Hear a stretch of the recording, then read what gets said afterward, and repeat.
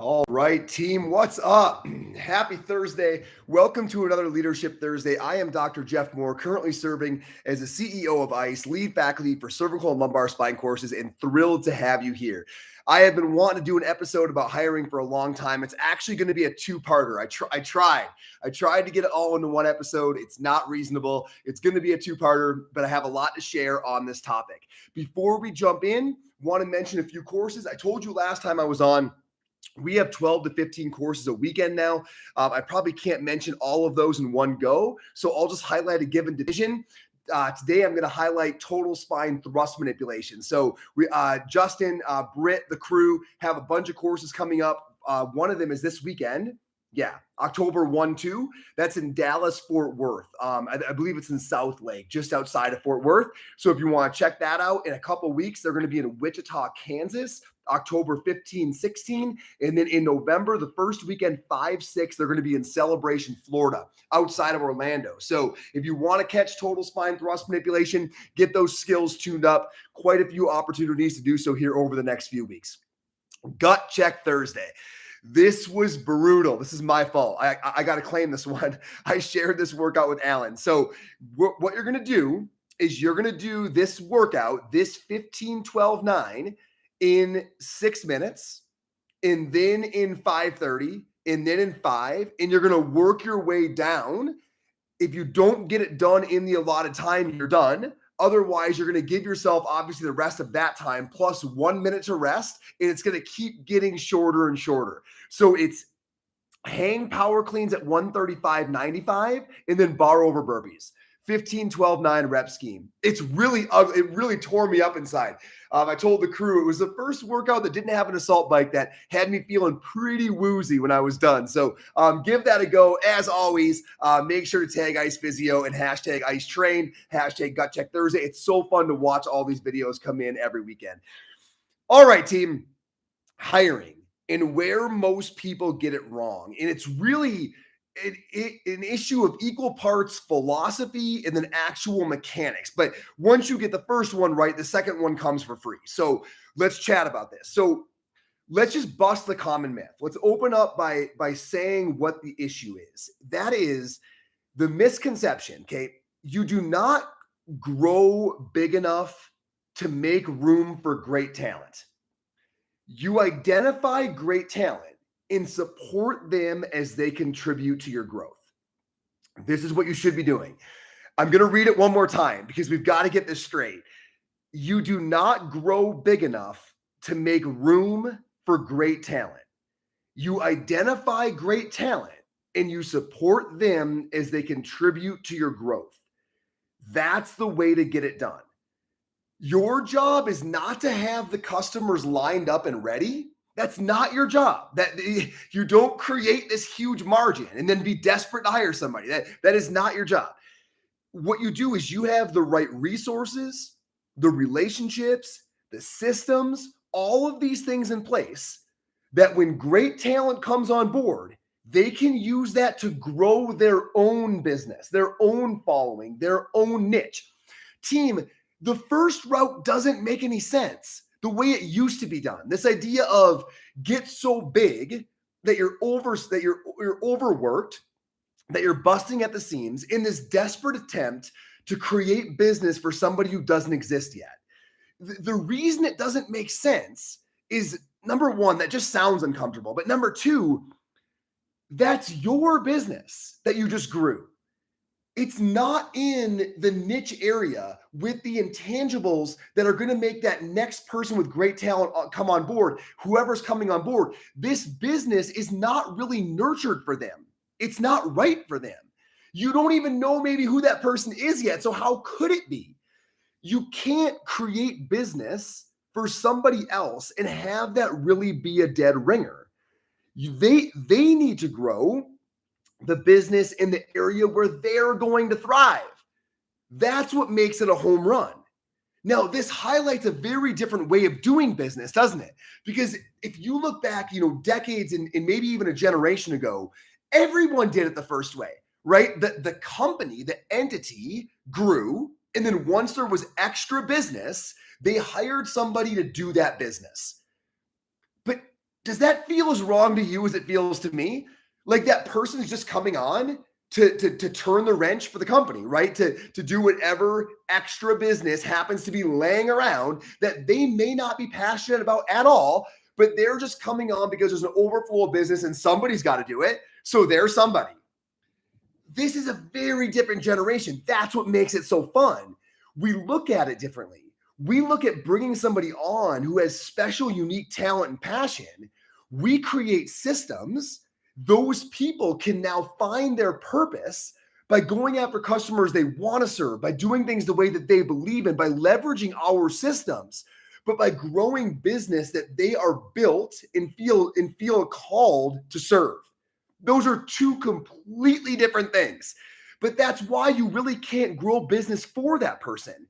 You have to prepare systems. You have to prepare relationships. You have to have physical structure in place. You have to have tools. You have to have all these things ready.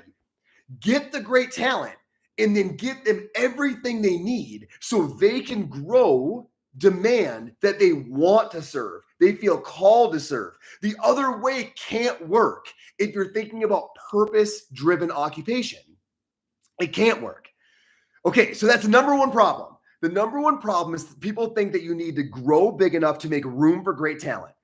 And like I just said, that philosophically can't work right.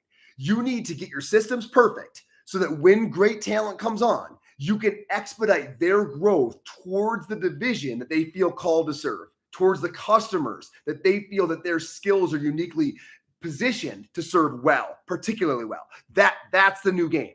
All right, but it's bigger than that. It's not just that one really big philosophical shift. It isn't just a numbers game. Every time we talk about hiring, I feel like we're talking about the amount of business and the amount of people to meet the amount of business. And that is such a I'm trying to think of a somewhat nice word so we don't lose too many folks right now, but that's such an unfortunate way to look at it. It's such a small-minded way to look at it. Hiring people is so much more than just serving your customers. Think about what happens when you bring a truly great person on board. Number one, they make everybody around them better instantly, right? When you take an incredible human who is a very hard worker, they make everybody around them better. As employees, right? That new person's always showing up early, right? They're always getting things in on time. They've got a fresh set of legs, right? They make everybody around them as employees better, but also as humans. These people often, one thing I always hear from CIs is it's so great having students. So we're at South College. We're always putting folks in clinics because they're so fresh, right? Like they're so purpose driven. A lot of the mechanics of business that can feel a bit sluggish or laborious haven't weighed them down yet. And so they really tend to light a fire in the clinic, right? We hear that all the time because when people come in really fresh, really motivated, really inspired, it's not just about making people around them better employees or better workers. They make them better humans. They reignite a lot of that stuff in the people around them. Thus, they make your culture better. You're not just bringing somebody on to serve customers and do the job.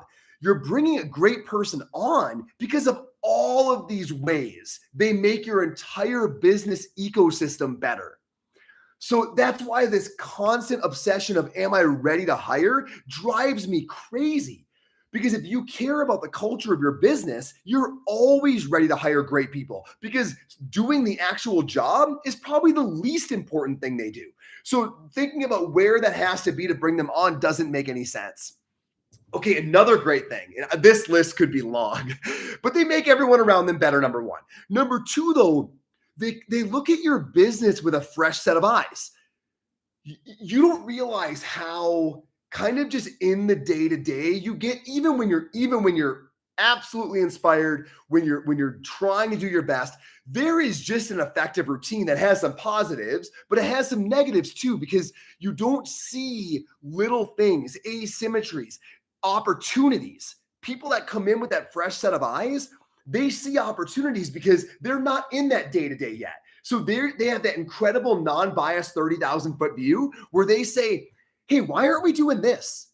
And you're like, why aren't we doing that? And why didn't any of us say that? Like people who come in fresh like that, they'll say things and you're like, yeah, we should do that. You should do that. We should support you in doing that, right? But they come in with this great fresh set of eyes. That's one of the many things they do is come in with looking for those opportunities. But on the other side, if you're open to it, and sometimes this can be a little bit of an ego issue, but they find areas for improvement. Just like they're going to say, why aren't we doing that? They will say, why are we doing that? Like, that doesn't seem to make sense. Like, I know I don't know all the nuts and bolts yet, but from what I see, that doesn't seem to make sense. They are going to show you some incredible areas for improvement, especially on both of these things, looking for opportunities, looking for areas of improvement, especially if they're trying to build their book of business. So this is one of the beauties of not having business ready for them, already cultivated, is they're hungry because they know I've got to build my own book of business. So they're looking for these things. And that's what makes them take a microscope to your company, which makes you so much better as a byproduct. So because they're looking to build that book of business, they're seeing these things. Every bit as importantly, and on that same vein, because they're looking to build, they take risks. And this is another thing that once you get kind of complacent, once you're doing fine, you're comfortable. Comfortable, it's the worst thing you can ever become, right? But once you are comfortable, you're just kind of executing the day to day. You're not taking a lot of risks. Why should you? You're doing fine. But people who come on who aren't comfortable yet, they take risks. And taking risks is what makes a company exciting.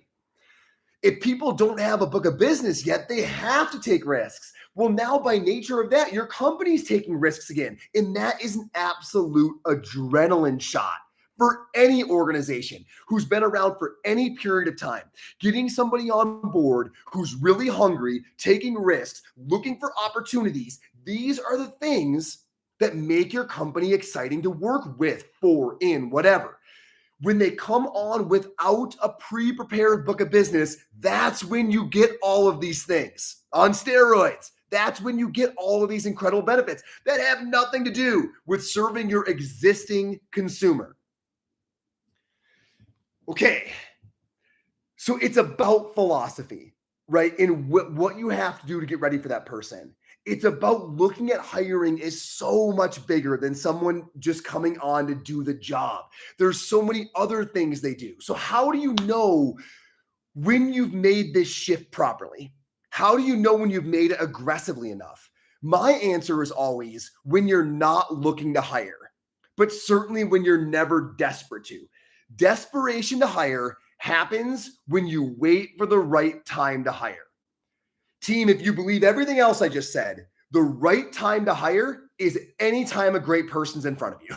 That is the right time to hire, when the person exists and you found out about it, because you don't want them to have a full book of business when they come on, because of all the other things to do to make you great, because all of those things are invaluable and certainly willing to contribute finances from the company. Because of all of those things, the right time, the best time is yesterday, but now will do because it has to.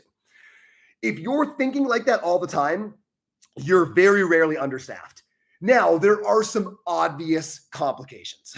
Like sometimes geography is a limiting factor that is legitimately hard to overcome, even when you're being proactive. So give yourself some grace on that. But do understand, if you're always finding yourself in that spot, like you're always feeling understaffed, you're always feeling like desperate to hire. Team, you are not being proactive enough on identifying greatness and onboarding them for reasons beyond execution of existing product. You're not.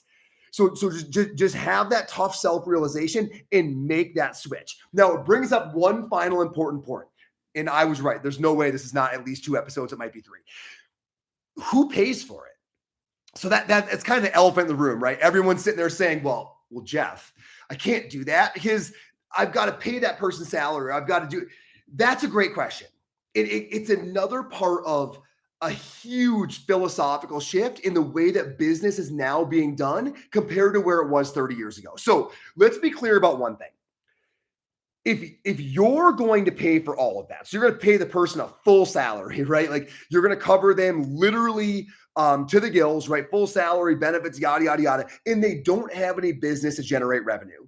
then you certainly deserve, when they begin to generate revenue, the majority of that take. That's fair, right? And that right there is the way that business historically was done.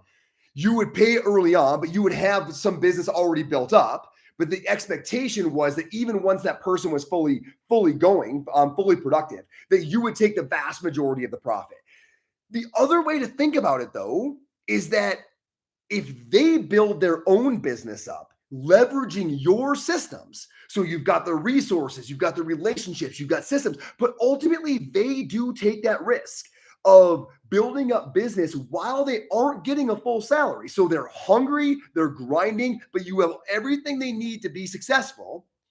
Then when they do become maximally productive, they should get a significant portion of their own profit, right? Maybe even the majority, which is totally turning business on its head from where big companies were 40 years ago. That would be unheard of, right? That the employee would ever come in and take anywhere near half of even more than half of the profit of their own work.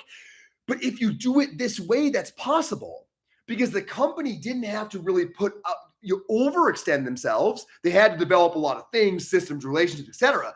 But the employee coming on had to take some risk. So it was shared risk, which is why it can be shared profit, which is why it's so much more exciting for everybody, for employee, for employer. Now everyone has a higher ceiling. Everyone's serving people that they grew the niche to serve because they believe they were uniquely talented to do so. And that shared risk phenomenon means everybody felt they had skin in the game. It's a different feel. And by different, I mean better. This is why business is so exciting right now to be a part of, because these kind of models where risk is being shared and systems are being put in place where people's unique talents can leverage them and grow in areas you never expected. And then everybody can share in that profit and that benefit. This is the new way of doing business. And it starts with the way you hire. It starts with the philosophy that you hire. And there's never been a more exciting time to be in business because of this fundamental shift. The last thing I'll say on this part of payment is transparency and clarity are everything, because the expectation now is so varied company to company. Who is taking the risk, right? How is that payment going to wind up early on? And then how is it going to scale with time? This needs to be clear. That person and you deserve to know exactly how it's going to shake out. Hey, you're coming on. We're responsible for this. You're responsible for this. But if this scales up, here's how we are going to essentially divide up that pie. That needs to be clear. That needs to be transparent. That needs to be agreed upon. Because that's what allows great people to say, I'm going to take that deal and I'm going to crush that target. And when they do, if you agreed upon that, when they do, it's exciting, everybody wins. Team, you don't build your business to make room for ordinary people. You create systems, then bring on great people to make your business great. That's what makes it exciting. That's what gives them a high ceiling. That's what allows risk to be shared, which makes the entire game more dynamic. It's a new way of doing business. Get on the train. Have a wonderful Thursday. PTOnice.com is where all the goods are. I've got at least part 2 of hiring. I might have part 3 or 4. I'll see you soon, team.